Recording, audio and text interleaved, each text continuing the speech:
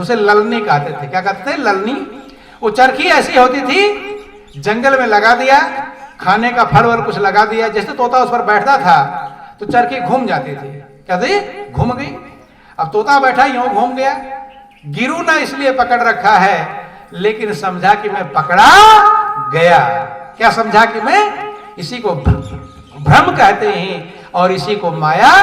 पकड़ खुद रखा है कि मैं गिरू ना इसलिए पकड़ रखा है, लेकिन दिमाग में क्या समझ में आया कि शायद किसी चीज ने मुझे पकड़ लिया। ऐसे बंदर को मरकट कहते हैं। बंदर को फंसाने वाले लोग क्या करते थे? घड़ा पतले मुंह वाला गाड़ दिया जमीन में, उसमें खाने के चने वने रख दिए, और जब बंदर आता है अपने हाथ डालता है उसमें और चना मुट्ठी भर लेता तो मुट्ठी मोटी हो गई। अब पतला मुंह है, अब पूरा बल लगाया, खींचा 2-4 बार, जब पूरी ताकत लगाया नहीं निकला तो समझ गया कि अंदर किसी चीज ने मुझे पकड़ लिया है, लेकिन पकड़ा नहीं। माया का मतलब होता, मां माने नहीं, या माने जो है नहीं लेकिन होने जैसा कार्य करता है वही माया। अभी रख दो, अभी बाद में। बोलो वृंदावन बिहारी लाल की जय, उमापति महादेव की। बाद में जो चाय का स्वागत सत्कार होगा कर लेना, क्योंकि बीच में डिस्टर्ब हो जाएगा। कुछ देर आप लोग बिना चाय के रह पाएंगे कि नहीं? रह लेंगे? क्या कोई दिक्कत है? हाँ, थोड़ा देर रह लो, क्योंकि फिर वो डिस्टर्ब हो जाएगा, जो प्रसंग चल रहा है वो गायब हो जाएगा। बोलो वृंदावन बिहारी लाल की जय, उमापति महादेव की जय। अब अंदर खींच रहा है, सोचा कि मैं पकड़ा गया, लेकिन पकड़ा खुद ही है। चने को छोड़ दे तो फ्री हो जाए। ऐसे मनुष्य कहता माया मुझे फंसा रखी है, माया नहीं पकड़ रखी है, आपने ही पकड़ रखा है। इतना ही भ्रम है, और ये भ्रम बिना सदगुरु के दूर हो सकता नहीं। संशय और भ्रम जब तक सदगुरु नहीं मिलेंगे। रामायण में लिखा गया कि भूमि जीव संकुल रहे, गए शरद ऋतु पाय, और सतगुरु मिले ते जाहि जिम संशय भ्रम समुदाय। जैसे बरसात के समय में बरसात के तमाम कीड़े मकोड़े मच्छर मक्खी पतंगे फैले रहते हैं पूरा, लेकिन जब शरद ऋतु आ जाती है तो वो कीड़े मकोड़े कहां चले गए पता चलता नहीं। ऐसे ही भूम जीव संकुल रहे, गए शरद ऋतु पाए। शरद ऋतु आ जाती है, सतगुरु मिले तो जाहि जिम संशय भ्रम समुदाय। ऐसे जब सदगुरु मिल जाते हैं तो आपके सारे संशय, सारे भ्रम, सारे समुदाय ये खत्म हो जाएंगे। एक भी आपके अंदर संशय नहीं रह जाएगा। ये कैसे होगा? नहीं समझ में आए? और जब तक संशय खत्म नहीं होगा तब तक आप रास्ते पर चल नहीं पाएंगे। भाई चौराहे पर खड़े हैं, अब संशय है कि ना जाने ये वाला रास्ता जाएगा कि ये वाला रास्ता, तो जा पाएंगे? उल्टा चले जाएंगे और झंझट हो जाएगा। इसलिए संशय ही मनुष्य के दुख का कारण है। किसी व्यक्ति के प्रति संशय उत्पन्न हो जाए तो उसे प्रेम रह जाए, खूब प्रेम करते हो और उससे संशय हो जाए तो प्रेम रहेगा? फिर बेचैनी मिल जाएगी। क्या मिल जाएगी? संशय दुख का कारण है, और सतगुरु के बिना मन का संशय कभी खत्म नहीं होता है। जब ये संसार असत्य है, सत्य जैसा लगता है, ये संशय सतगुरु दूर करते हैं। कौन दूर करते हैं? सतगुरु दूर करते हैं। इसलिए महापुरुष कहते हैं कि सतगुरु के बिना राह न पावे कोई। एक छोटा सा भजन दोहराएंगे। बोलो वृंदावन बिहारी लाल की जय। अरे सतगुरु के बिना, सतगुरु के बिना राह न पावे कोई। सतगुरु के बिना राह न पावे, बोलो सब लोग। सतगुरु के बिना राह न पावे कोई। सतगुरु के बिना राह न पावे कोई। अरे राह न पावे कोई भाई, राह न पावे कोई रे। सतगुरु के बिना राह न पावे कोई। सतगुरु के बिना राह न पावे कोई। सतगुरु के बिना राह न पावे को। सतगुरु के बिना राह न पावे कोई सतगुरु के बिना राह न पावे को। सतगुरु के बिना राह न पावे कोई। और भरमत रहे भरम नहीं छूटे भरम अंधेरा होई। भरमत भिरे भरम नहीं छूटे भरम अंधेरा होई। और जब लग चकमक लागे नहीं, जब लग चकमक लागे अग्नि प्रगट कैसे हो रे। सतगुरु के बिना राह न पावे कोई। सतगुरु के बिना राह न पावे कोई। सतगुरु के बिना राह न पावे कोई सतगुरु के बिना राह न पावे कोई। सतगुरु के बिना राह न पावे को। और नारद मुनि को आदर नाही जानत है सब कोई। नारद मुनि को आदर नाही जानत है सब कोई। ब्रह्मर्षि जो देव ऋषि नारद कहलाते हैं उनको भी आदर नहीं मिल रहा था जब सतगुरु के शरण में गए नहीं। कि नारद मुनि को आदर नाही जानत है सब कोई। नारद मुनि को आदर नाही जानत है सब कोई। और कालू धीमर गुरु ठहराए। कालू धीमर गुरु ठहराए। फल 84 खोई रे। सतगुरु के बिना राह न पावे कोई। सतगुरु के बिना राह न पावे कोई। अरे राह न पावे कोई भैया, राह न पावे कोई भैया, राह न पावे कोई रे। सतगुरु के बिना राह न पावे कोई। सतगुरु के बिना राह न पावे कोई। अरे रामचंद्र अवतार कहाए उनसे बड़ा न कोई। रामचंद्र अवतार कहाए उनसे बड़ा न कोई। रामचंद्र अवतार कहाए उनसे बड़ा न कोई। रामचंद्र अवतार कहाए उनसे बड़ा न कोई। अरे गुरु वशिष्ठ से जाकर पूछे, गुरु वशिष्ठ से जाकर पूछे जीवन मुक्ति कैसे होई रे। सतगुरु के बिना राह न पावे कोई। सतगुरु के बिना राह न पावे कोई। और राह न पावे कोई भैया, राह न पावे कोई भैया, राह न पावे कोई। सतगुरु के बिना राह न पावे कोई। सतगुरु के बिना राह न पावे कोई। सुखदेव मुनि सा त्यागी बैरागी हुआ न कोई होई। सुखदेव मुनि सा त्यागी बैरागी हुआ न कोई हो। और जनक विदेही गुरु ठहराए। जनक विदेही गुरु ठहराए। पल में भरम सब खोई रे। सतगुरु के बिना राह न पावे कोई। सतगुरु के बिना राह न पावे कोई। और भरमत रहे भरम नहीं छोटे भरम अंधेरा होए। भरमत फिरे भरम नहीं छोड़े भरम अंधेरा हो। और जब लग चकमक लागे नहीं, चकमक चकमक लागे नहीं, अग्नि प्रकट कैसे हो। सतगुरु के बिना राह न पावे कोई। कोई सतगुरु के बिना राह न पावे को। बिना सतगुरु के सच्ची रास्ते का ज्ञान कभी किसी को संभव नहीं। भगवान भी पृथ्वी रामकृष्ण से को बड़ो और 3 गुरु सेवा कीन और 3 लोग के जो धनी सो गुरु आज्ञा आदि।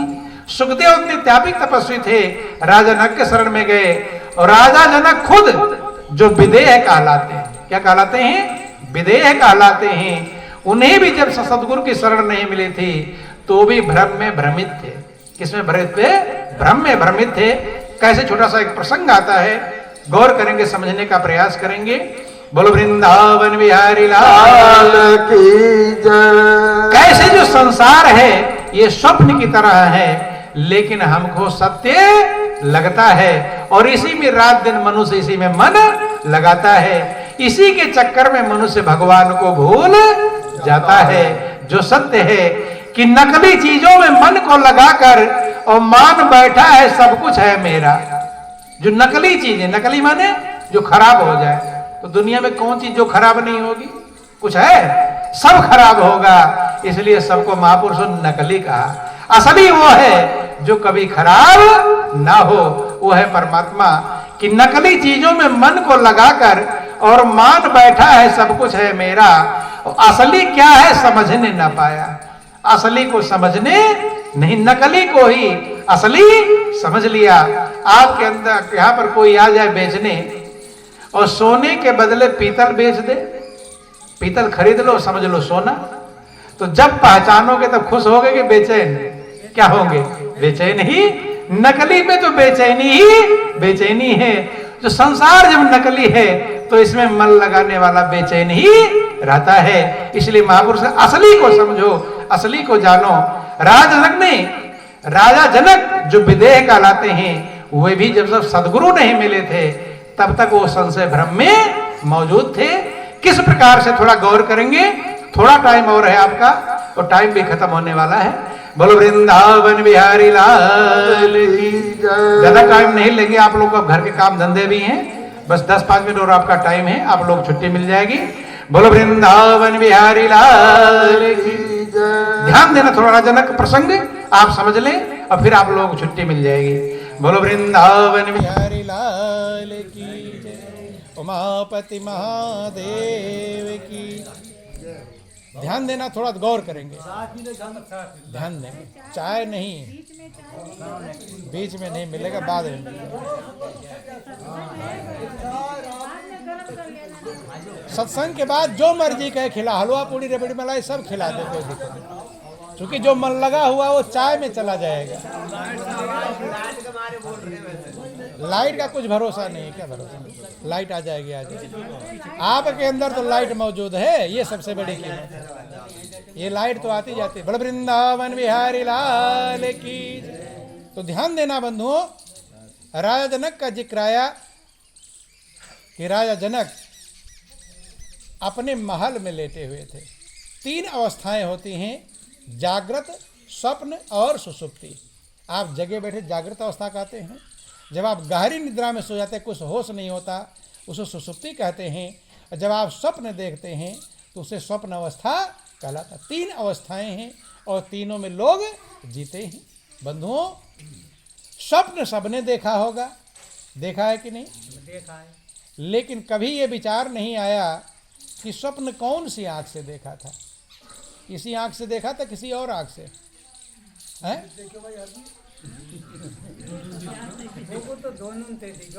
तो दोनों से। ये आंखें बंद थी कि खुली थी? बंद थी तो फिर कैसे देखोगे?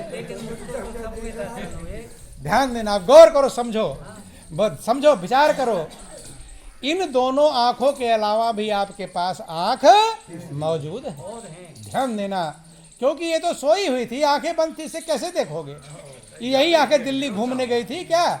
ये आंखें तो यहाँ पर बिस्तर पर पड़ी हुई थी और पूरा बाजार घूम कर आ जाते हो, सारी कहानी सुनाते हो। मैं पहाड़ से गिर गया, हाथी मेरे पीछे दौड़ रहा था, सुनाते हैं। ध्यान देना, गौर कर, यही समझने के लिए बंधुओं, यही भ्रम राजा जनक को था। राजा जनक जो स्वप्न देख रहे थे, महल में लेटे थे, अच्छे खासे, कोई दिक्कत नहीं थी।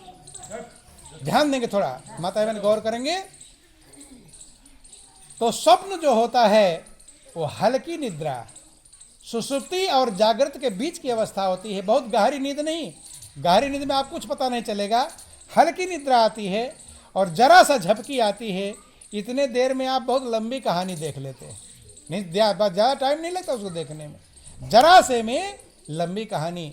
चूँकि यहाँ का टाइम धीमे चलता है और उधर का टाइम बहुत तेज सूक्ष्म लोक है, वहाँ का गति बहुत तेज है। जैसे पैसेंजर ट्रेन और राजधानी एक्सप्रेस, पैसेंजर जब तक जाएगी 10 किलोमीटर तब तक राजधानी पहुँच जाएगी 100 किलोमीटर। समझ में आई बात?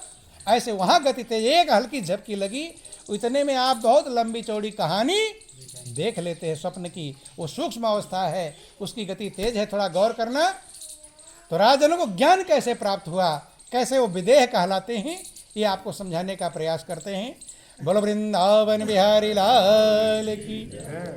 राजा अपने महल में लेटे हुए थे, खाना पीना खा करके हल्की निद्रा आई और स्वप्न देखना शुरू किया। क्या देखना? स्वप्न। स्वप्न में देखते हैं कि एक राजा ने मेरे राज्य पर चढ़ाई कर दिया। क्या देख रहे हैं? चढ़ाई कर दिया। और राजा जब चढ़ाई करेगा, दोनों सेनाएं लड़ाई हुई और लड़ाई में राजनक की सेना हार गई। जब सेना हार जाती है तो जीता हुआ राजा दूसरा राजा कैदी कर लेता, बंदी बना लेता है। ठीक है, राजनक की सेना हार गई। राजनक विचार करने लगे, अब दूसरा राजा मुझे बंदी बना लेगा, राजपाट तो ले ही लेगा और मुझे उल्टे जेल में डाल देगा। इस डर के मारे सोचा कि मैं तो जेल से बच जाऊं। घोड़े पर सवार हुए और जंगल भागे। कहाँ भागे? जंगल। ये स्वप्न की कहानी है, सही कहानी नहीं है। स्वप्न में घोड़े पर सवार हुए, जंगल भागते भागते भागते शाम हो गई। जब शाम हो गई, जंगल पहुंचे, थोड़ा निश्चिंत हुए। अब दूसरा राजा मुझे पकड़ तो लो राजपाट ले गया, कोई बात नहीं, लेकिन मेरी जान तो बंधन में तो नहीं जाऊंगा, जेल में नहीं तो जाऊंगा। जंगल पहुंच गए। अब दिन भर के घोड़ा दौड़ाए थे तो भूख लग गई। और जब भूख लग गई तो सोचा कि अब क्या खाऊं, बहुत तेज भूख लगी है। अब वहाँ जंगल में चारों तरफ नज़र दौड़ाया, शाम अंधकार थोड़ा हो रहा था, तो एक जगह दीपक जलता हुआ दिखाई पड़ा। सोचा कि दीपक जल रहा है, इसका मतलब वहाँ कोई होगा। घोड़ा उधर बढ़ाया, जब वहाँ पहुँचा तो एक दीपक जल रहा था। एक झोपड़ी थी, घोड़े से उतरे, झोपड़े में एक बूढ़ी माँ लेटी हुई थी। उठकर प्रणाम किया। क्या किया? प्रणाम। जो गरज जब होता है तो मनुष्य दंडोत प्रणाम करता है। कहे गरज से संसार सिर भी झुकावे, गरज से जाकर झुका, प्रणाम किया। जबकि राजा को लोग प्रणाम करते हैं, लेकिन आज उन्हें गरज मौजूद है, बुढ़िया पड़ी हुई है, प्रणाम करते हैं कि माँ मुझे बहुत भूख लगी है और कुछ खाने को हो तो दो। वो ठंडी का समय था, शीतलहरी चल रही थी, ठंड बहुत कड़ाके की पड़ रही थी। बुढ़िया कहती कि बेटा अभी मैं भोजन करके उठी हूँ, अब भोजन बचा भी नहीं, अब इतनी हिम्मत नहीं, हाथ पैर कपकपा रहे हैं, इतनी हिम्मत नहीं कि मैं दोबारा खाना बना सकूं। अगर तुम्हें भोजन करना है तो ये आटा चावल दाल रखा हुआ है, बना लो और खा लो, सामान ये सब रखा। अब राजा कभी खाना बनाया ही नहीं, भाई राजा के नौकर चाकर सब रहते हैं, तो जो कभी जो काम नहीं किया हो उसे कैसे पता? राजा जनक ने कभी भोजन बनाया नहीं। सुन रखा था कि दाल चावल एक में मिलाकर डाल देने से खिचड़ी बन जाती है, सुना था, बनाया नहीं था। लेकिन अब क्या करें, मजबूर है, मजबूर है। तो कहते हैं कि आग जलाया, आग भी जलाना नहीं आता था, आँख में धुआं जा रहा है, फूंक मार रहे हैं, जब किसी प्रकार से जलाया और पूरी खिचड़ी पक भी, इतना भूख लग गई थी। कभी कभी आपको तेज भूख लग जाती है तो कहते जल्दी दे दो जो भी बना हुआ हो, अब और आइटम बन रहा उसकी परवाह नहीं, जल्दी करते हैं। पूरी पकी भी नहीं थी खिचड़ी, जल्दी उतार लिया और जो भी पत्तल इत्यादि होगा पत्ता उस पर ठंडा करने के जैसे रखा। इतने में दो सांड लड़ते हुए आए। कौन आए? दो सांड लड़ते आए और पूरी खिचड़ी को जो पत्तल पर डाला था वो भी, और जो खिचड़ी पतीली में था सारा उन्होंने पूरा रौंद दिया, धूल ही धूल, पूरा बिखर गया। जब इतना बिखर गया, राजनक बहुत दुखी हुए कि या प्रभु कितना बड़ा मेरे बुरे कर्म है कि मैं तो राजपाट से हारा, राजपाट छीन गया, बचने के लिए जंगल भागा, वहाँ भी राजा होकर मैं भिखारी बना। क्या बना? भाई भीख मांग रहे हैं कि माँ मुझे खाना दे दो, क्या है? मांगना ही तो भिखारी है। महापुरुष कहते हैं मांगन ते मरला भरा, मत कोई मांगो भीख, और मांगन मरण समान है, यह सतगुरु की सीख। तो कहते हैं बंधुओं कि मैं भिखारी बन गया, भीख मांगा, भोजन मांगा, लेकिन ये भी मेरी किस्मत में तो रो पड़े। तो कभी कभी स्वप्न की घटना जागने पर उसका प्रमाण मिलता है कि ये घटना हमारे साथ घटी थी। ये छोटा सा बच्चा होता है, अब सोचता है मैं बाथरूम में पेशाब कर रहा हूँ, सपना देखता है, लेकिन रहता कहाँ है? बिस्तर पर। और जब भीग जाता तब पता चलता है कि मैं बिस्तर पर ही मौजूद। स्वप्न देखता है, तो स्वप्न में अगर चिल्ला पड़ते हैं तो बगल वाला सुन लेता है, सुनता है कि नहीं? तो चिल्लाए थे कि नहीं चिल्लाए थे? तभी तो बगल वाले सुना, भाई बड़बड़ाता रहा तो जगा दो, कहते हैं जगा दो इनको। क्यों? ये बेचैन हो रहे हैं, रो रहे हैं, बिलख रहे हैं, जगाते हैं। अर्थात वो साफ घटना उसके सामने घट रही थी, इसका प्रमाण मिलता है जागने पर बंधुओं। युवराज ने बहुत बेचैन हो गए, व्याकुल, अपनी किस्मत को देख करके रो पड़े। अब रो पड़े तो सही में रो पड़े, तो गरम गरम जो आंसू निकले लगे गाल पर, तो जग गया। अब जग गए, अब देख रहे हैं कि न जंगल है, न झोपड़ी है, न बुढ़िया है। अब यकीन नहीं आ रहा मैं राज्य में हूँ या जंगल में हूँ। एकाएक सपने पर जगने पर आपको तुरंत कन्फर्म नहीं हो, थोड़ा आँख मलते हैं तब समझते हैं कि कोई हाथी मेरे पीछे नहीं दौड़ रहा था, मैं तो अपने स्वप्न देख रहा था। समझ में आई बात? अब राजनक विचार करते हैं कि मैं तो अपने राजमहल में लेटा हुआ हूँ, न मेरा राज्य छीना हुआ, जो दुख था राज छीनने का वो भी दुख। उठकर देखा द्वारपाल पहरे पर खड़ा, मैंने सारी व्यवस्थाएं ज्यों की त्यों हैं। कन्फर्म हो गया कि मैं स्वप्न देख रहा था।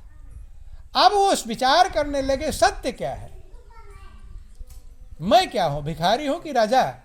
एक ही सेकंड बीता होगा कि अभी भीख मांग रहा था बुढ़िया से, उसे भी झूठा नहीं कह सकते हैं, क्योंकि उसी में तो रोया, और रोया तो आंसू निकला, उसी में व्याकुल हो, अभी हृदय धड़क रहा है।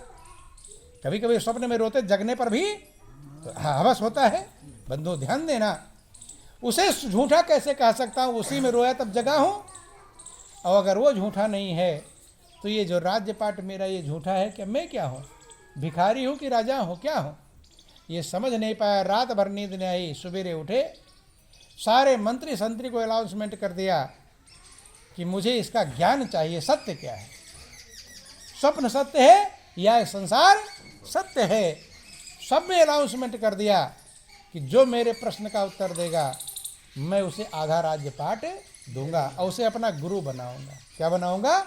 जो मेरी शंका का समाधान कर देगा उसे मैं अपना आधा राज्यपाट दूंगा और गुरु बनाऊंगा। तो थोड़ा सा भी कोई चीज़ बंटने वाला हो तो भीड़ लग जाती है। आपके गांव में कोई अब 10,000 रुपये बंटने लगे, कोई आकर खबर करे 10,000 रुपये बंट रहा उधर, तो यहाँ कोई रुकेगा?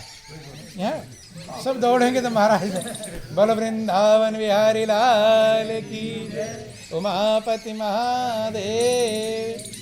तो 10,000 के लिए जब भाग जाएंगे, वो तो राज्य मिलने वाला था। सारे देश के बड़े बड़े पंडित, विद्वान, ज्योतिषाचार्य, व्याकरणाचार्य सब आने लगे। राजनक का नियम था, ध्यान देना, 2 मंच बनवाया था, एक नीचे एक ऊपर। नीचे वाले मंच का नियम था कि जो नीचे वाले मंच पर बैठेगा मेरे प्रश्न का उत्तर देगा, अगर दे दिया तो आधा राज्यपाट दूंगा और गुरु बनाऊंगा, और नहीं दे पाया तो जेल में डालूंगा। और कब तक? जब तक दूसरा कोई सही उत्तर नहीं देगा। सही उत्तर मिल जाएगा तो छोड़ दूंगा। और ऊपर वाले मंच का नियम था, जो ऊपर वाले सिंहासन पर बैठकर मेरे प्रश्न का उत्तर देगा, अगर दे दिया तो आधा राज्यपाट दूंगा और अपना गुरु बनाऊंगा, और नहीं दे पाया तो फांसी की सजा दूंगा। क्या दूंगा? फांसी की सजा। अब जितने विद्वान आ रहे हैं, सारा नियम समझ करके नीचे वाले मंच पर बैठने की हिम्मत किया, ऊपर वाले मंच पर बैठने की किसी की हिम्मत नहीं। भाई न जाने क्या प्रश्न पूछेंगे। अगर दे दिया जाए, दोनों में वही चीज़ है, दोनों में आधा राज्यपाट और गुरु बनाने वाली व्यवस्था है, लेकिन ना दे पाने में यहाँ जेल है और ऊपर फांसी की। तो जेल में तब तक रहेंगे, दूसरा कोई भाई आएगा उत्तर देगा, छूट जाऊंगा। ध्यान देना, इसलिए नीचे वाले मंच पर बैठकर ही उत्तर देने लगे। और धीरे धीरे एक एक करके सारे देश के विद्वान पंडित सब उनकी जेल में बंद हो गए। ध्यान देना, उसी समय घटना है। एक गांव में कोई बालक 12-14 वर्ष का बालक होगा, 8 जगह टेढ़ा मेढ़ा अंग था, इसलिए उनका नाम था अष्टावक्र। क्या नाम था? अष्टावक्र। हाथ किधर टेढ़ा तो गर्दन किधर तो कमर किधर, 8 जगह टेढ़ा मेढ़ा अंग था। अष्टावक्र बालकों के साथ खेल रहे थे, तो खेल खेल में बालकों में लड़ाई हो गई। जब लड़ाई हो गई तो किसी बच्चे ने चिढ़ा दिया, अरे जा तू तो क्या अपना बड़ाई कर रहा है, तेरे पिता राजा जनक के यहाँ कैद हैं, उनको छुड़ा नहीं सकता, यहाँ अपनी बड़ाई गा रहा है। नहीं, जब लड़ाई होती तो उसका उल्टा ढूंढ कर बताते हैं कि तुमने वो किया, तुमने किया, कहते हैं नहीं कर, उल्टा ही सुनाते हैं। अब जब उसको ये बात लग गई कि मेरे पिता जेल में कैद हैं, आज तक नहीं सुना था, जाता है अष्टावक्र अपने घर पर, माँ से कहते, माँ मेरे पिता कहाँ पर हैं। अब माँ चौंक गई। माँ आज तक कभी बालक ने पूछा नहीं था कि बेटा जब तू गर्भ में आया ही था और तभी तुम्हारे पिता की मृत्यु हो गई। बहाना बना दिया माँ ने कि इसको टेंशन ना हो।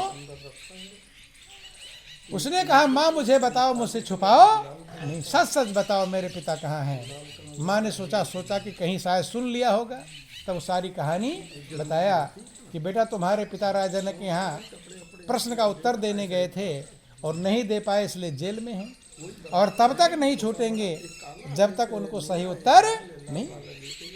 अष्टावक्र कहते, माँ तुम मुझे आशीर्वाद दो, मैं जाऊंगा राजा जनक के प्रश्न का उत्तर दे करके और पिताजी को छुड़ाकर लाओ।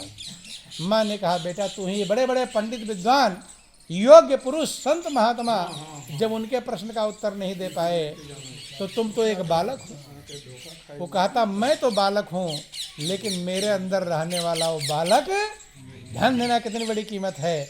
आपके अंदर वही मालिक छिपा है कि धरती की शान तू है, मन की संतान, तेरी आत्मा में स्वयं भगवान है रे, मनुष्य तू बड़ा महान है, भूल मत। उस महान को तू भूल जाता है। तू जो चाहे पर्वत पहाड़ों को तोड़ दे और तू जो चाहे नदियों के मुख को भी मोड़ दे, धरती के लाल तेरा हिमगिर सा भाल, तेरी आत्मा में स्वयं भगवान है रे, और मनुष्य तो बड़ा महान है, भूल मत। लेकिन भूल गए हैं।